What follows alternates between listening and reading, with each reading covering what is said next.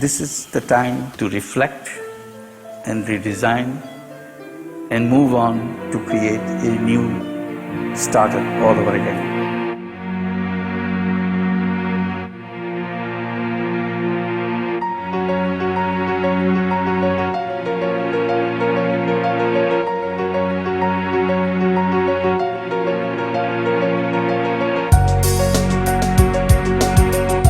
It was in 1974 that Professor Yunus, a Bangladeshi economist from Chittagong University, realized on a field trip to a basket weaver's village that there was a flaw in the entire economic model for rural credit. This is a time to put poverty in the museum as soon as we can.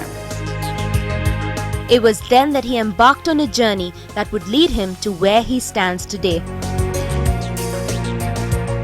A Nobel laureate, also known as the banker to the poor. He established the Grameen Bank in 1983 to provide credit to the poor. Today, the bank has 2,600 branches in Bangladesh and works in 81,379 villages.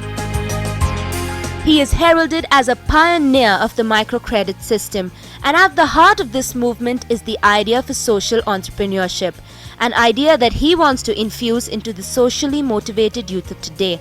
So he chatted with young students at IIT Bowai. Hello, how are you? So I'll just trying to explain what I started out with, trying to do something people needed very badly in the village, and they were falling victim to the loan sharks. So that kind of prompted me to do the lending myself. Why do we have to wait for the loan sharks to do it? I can do it, so that they cannot come and give all the trouble they give to the people. The money involved was such a small amount, so I put the money from my own pocket. And that gradually grew into what now is known as microcredit or microfinance, which is spread all over the world. So I said, why don't we create a business on the basis of selflessness? A business which aims at benefiting others, not me. So there will be two types of business: business to bring things to me, benefiting me, and business to benefit others. And that's the kind I started describing as social business. So you have a profit-making business and a social business. So I can say that social business is a non-dividend company. Non-dividend company to solve problems. Each business can be designed to solve specific problems.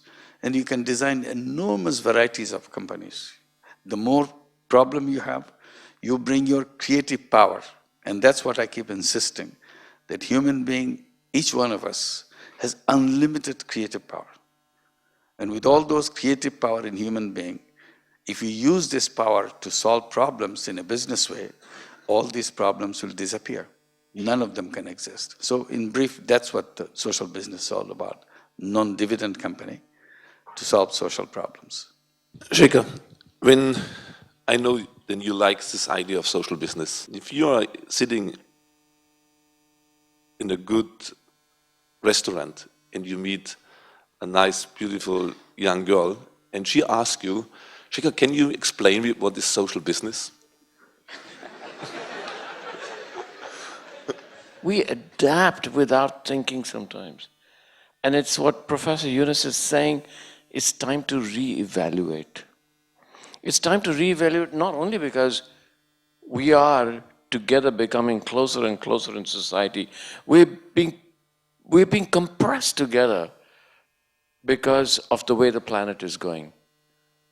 We are being compressed together because people are becoming aware through the internet. No, Chinese and Indian people at the bottom of the pyramid are no longer willing to live the way they were asked to 50 years ago.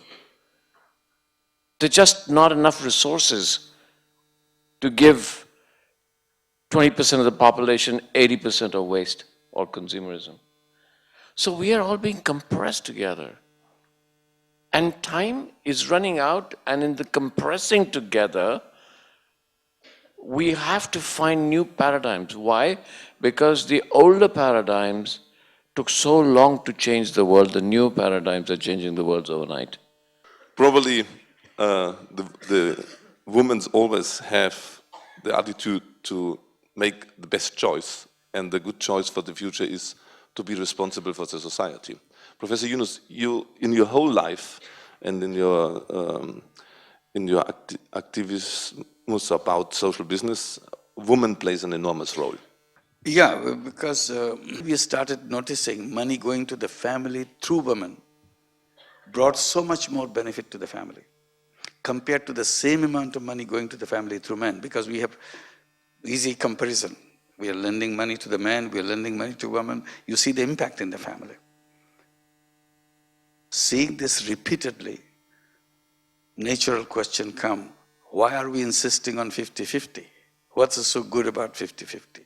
Why don't we just focus on women? Because that's where all the changes happen.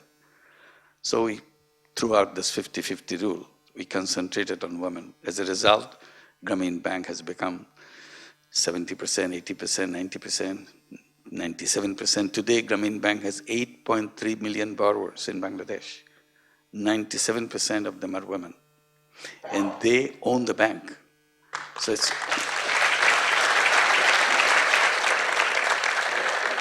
We lend out over $1.5 billion worth of money, Bangladeshi currency, every year.